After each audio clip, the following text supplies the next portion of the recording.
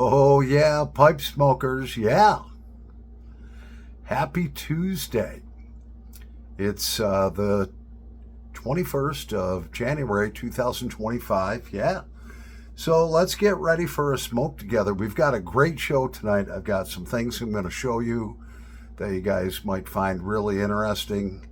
And yeah, man, it's 8 degrees outside. It's supposed to get down to 0 tonight. So grab your favorite pipe, grab your favorite blend, and grab your favorite beverage. Yeah, this is the Paul Gelson YouTube channel, and I'm Paul Gelson, aka Paul the Pipe Guy. Yeah. Oh yeah, so we've got our Carolina Briar pipe. Absolutely gorgeous pipe. Carolina Briar. Nice shell finish. Gorgeous pipe. Great smoker. Let's set it on fire. And what do we have in that? I felt like pulling out some 2020 Bengals slices. Single barrel aged. I only have this and 2 tins left from the 2020 small batch they made. And I cherish it. So let's start something on fire and have a smoke together.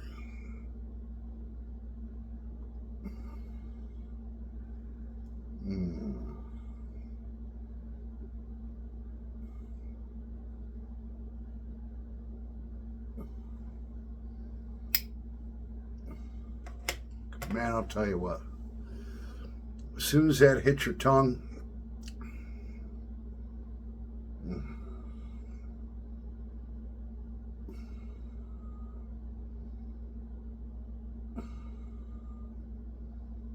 it's like total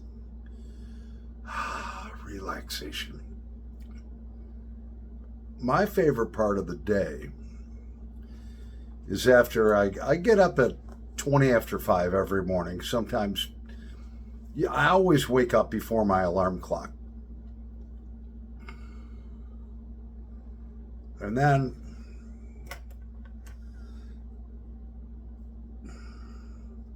have a little cigarette sitting on the side of my bed.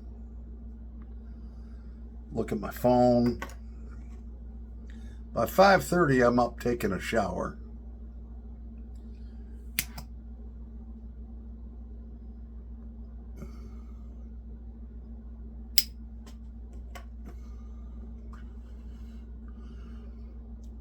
By 5:55, I'm all dressed. I'm ready to roll. And I go out and start my car up and warm it up.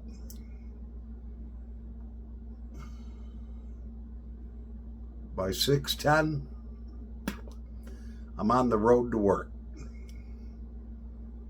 Takes me 15 minutes to get there. I get there at 6:25. I walk in, I punch in early. My favorite part of the day is after a 9-hour day, plus a half-hour lunch, is coming home here, normally home here by around 20 after 4, is walking in this house, just sitting down.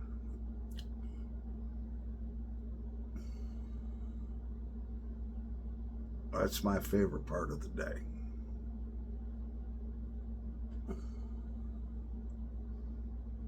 Wish I had a wood-burning stove. I will. Right now I got a double candle lit over here. Provides me with some flames, you know. Just relaxing. Beautiful vanilla candle. My kids got me.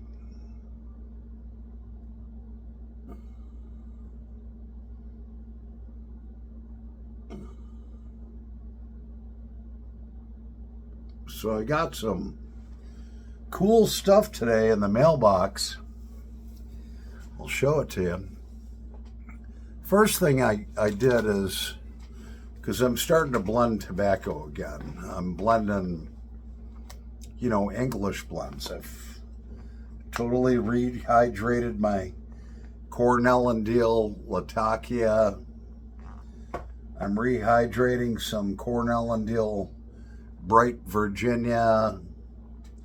I'm rehydrating some Peter Stokkebye Oriental.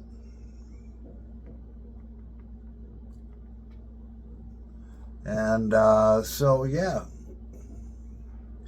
that's what I'm doing. So in the mail today, I ordered some Red Virginia, pure Red Virginia.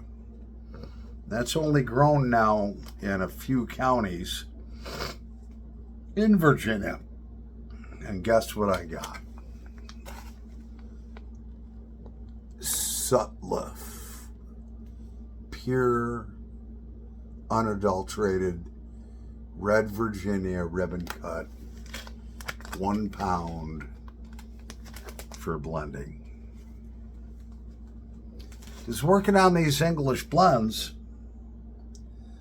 you want Latakia,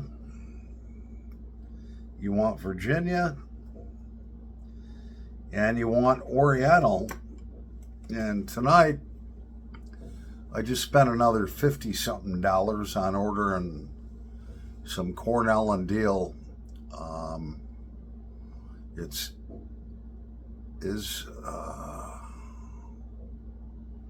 It's Turkish, which is Oriental, same thing. Or something like that. Turkish or whatever it is. But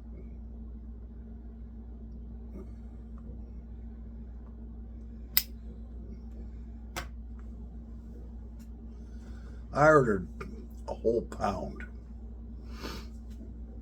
I was looking for my Peter Stokkebye Oriental. It's nowhere to be found. Peter Stokkebye, it's Peter Stokkebye 313 Oriental. But this Izmir Turkish, it's the same thing. I looked it up, but it's like super premium Oriental / Turkish. They're the same thing.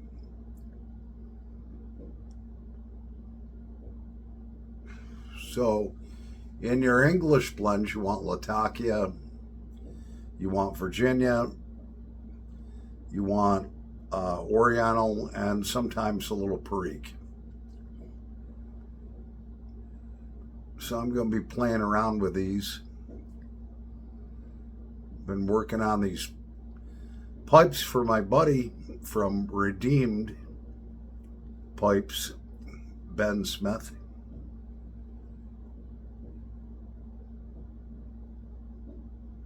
The other cool thing that I got in the mail, I could not find this book new. It's by Ray French, who actually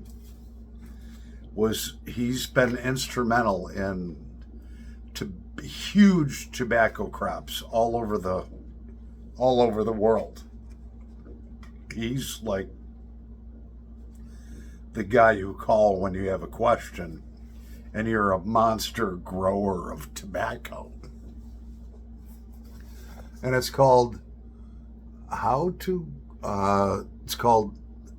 Grow Your Own Tobacco from Seed to Smoke by Ray French, yeah. And that book didn't come cheap, man. I saw this anywhere on the internet. It's out of print now. There's so much anti-smoking stuff going on. This book is out of print. So I had to buy it used. It's hardcover. I love hardcovers. And this has everything I need to know. And I was kind of looking through it, and it's freaking cool. As cool can be. When I get a book, I always write my name and the date I got it. Always.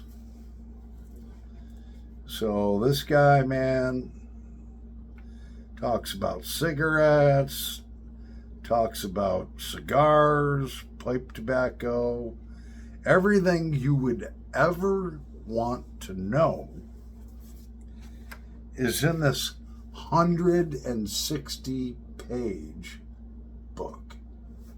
Everything you would want to know about tobacco. This guy's got it. He's even got in the back seed stores where you can buy the tobacco. And I grew my own tobacco before, but I had no clue what I was doing. I was just like, all right, well, that one looks good. I started it, and tobacco is very resilient. Started the seeds in the house around March, transplanted them out in my front garden bed in front of the house. They grew 10, 12 foot tall. The stalks were the size of silver dollars. The leaves were the size of your grandma's underwear. They were huge. And then, of course, I got, this other book here, 90 More Pipe Blends by Robert C.A. Goff. And that's how you blend it and process it and all of that good stuff. So I have all the knowledge here. This year, we're going to grow a tobacco crop in my 32 by 16 foot garden. And it will be a success. I promise you, because after I'm done with Ben's 53 pipes, thank you, Ben, by the way, I'm going to sit back and do some reading and research. Now, all this information that's in those two books, you can find in 1,000 different places on the internet. I don't want to have to go to 1,000 different places. I have everything I need right in those two books for the rest of my life. All the knowledge from these two intelligent men, it's all in there.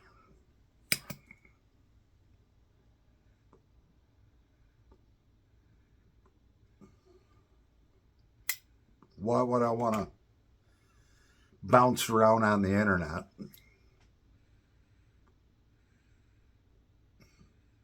Find one topic here, try to remember it. Another topic here. This guy's describing. I have two professionals. One guy's on growing the tobacco and processing it. The other guy's on processing it and blending it. What more could you ask for?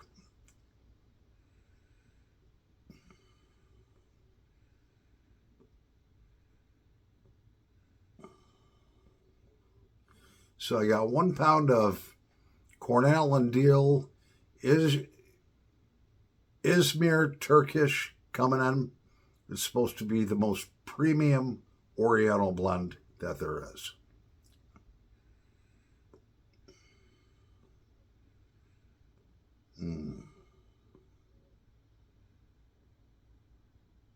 Wow. So I was talking to a buddy of mine, and he texted me on Facebook, and he's like, hey, have you seen the Tree of Life on the... He used to be my roommate for 4 years. Good guy.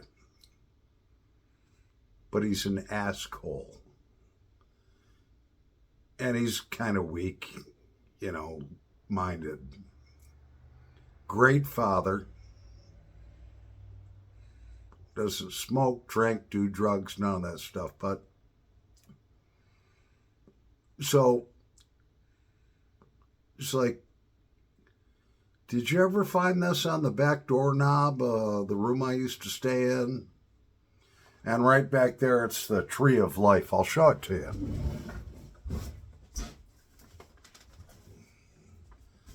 He says it was on the back door, inside door where I used to stay. And I said, yeah, I found it. I said, I saw it hanging there, and I just kind of left it there. And so I told him, I says, I'm going to hang it on the refrigerator. I took a picture of it. And he's a very trustworthy guy. I said, look, if I'm not home, just walk in, you know.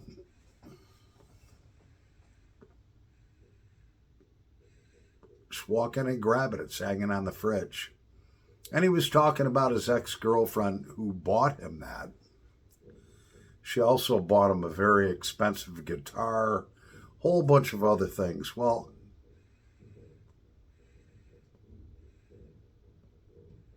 they ended up breaking up. And I thought they were a great couple. And he's like, I remember him months, maybe a year ago, saying, hey, man, well, he doesn't talk like that. You know, he says, so-and-so, talking about his girlfriend. I'm not going to mention her name. Her name's Lisa. He says, Lisa wants me to change my... Let's go back even further than that. He meets this girl, he's dating her for a few months. The girl's father up and dies. He's got all kinds of vacation time and sick time, and he doesn't attend the funeral, which pissed her off. So she broke up with him.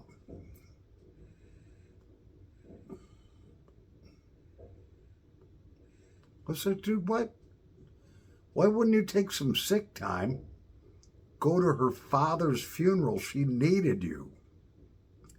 Well, I didn't want to take the time off. And I says, dude, that's why she broke up with you. And then they got back together. And she told him, she says, look, I love spending time with you, but where you work, which is a big retail store, Walmart, you work from like 1 or 2 o'clock till 11 or 12 o'clock at night. Is there any way you can change your schedule? Because I go to work at 7 and get home by whenever. And he told me about that. And I says, dude, just go to Human Resources. Tell them that you got to do something for your kids. You got to change your schedule. You've been there 22 years.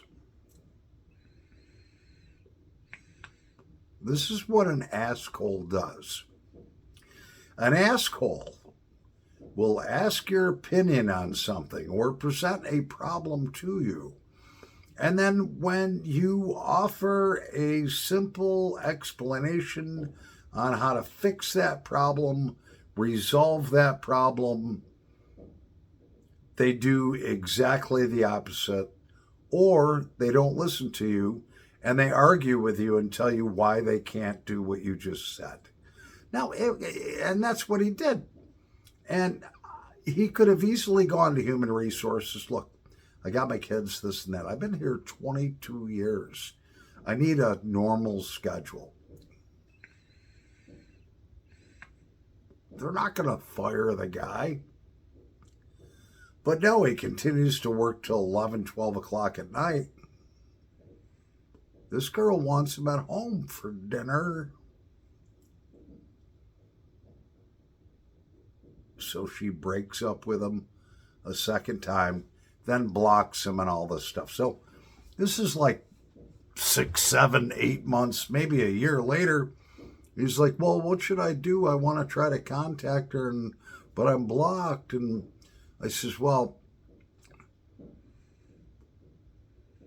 if you want me to reach out to her, I can. I'll tell her that you changed your schedule, you miss her immensely, you love her, blah, blah, blah. I know how to talk to women, all right? No, she'd just get mad.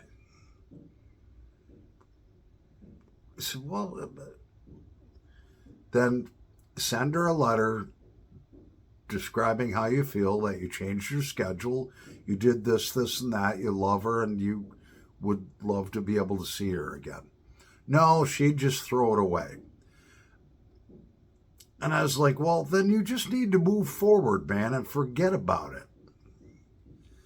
And finally, I got so tired of like trying to solve this guy's problems, giving him great advice, and he just throws it out the window, coming up with excuses why he can't do it or why that shouldn't be done and this and that, just coming up with a million excuses. Look, I don't have time for that. If you call me up, all right, hey, Paul, I got a situation, I'll sit on the phone with you for hours, man. We'll talk it through, this and that. But if you're one of those guys that's going to call me up, ask me for advice because you have a problem or you need to solve something, and you're not willing to listen to any advice, you want to argue with me about my opinion, then just don't even bother me. Finally, I just told the guy, look, my phone's dying. I got stuff to do. I got to go. I'm not going to waste my time on people like that, even though I love the guy.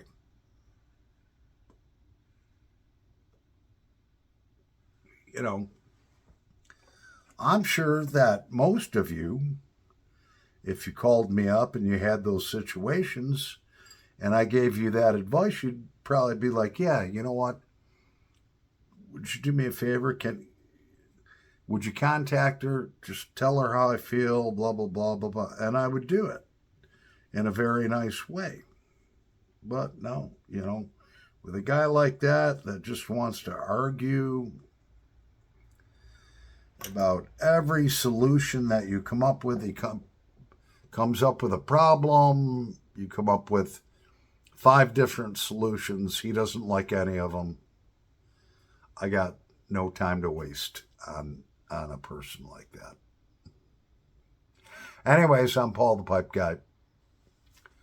I'm going to make myself something for dinner, and then I'm going to head to bed. So, happy Tuesday.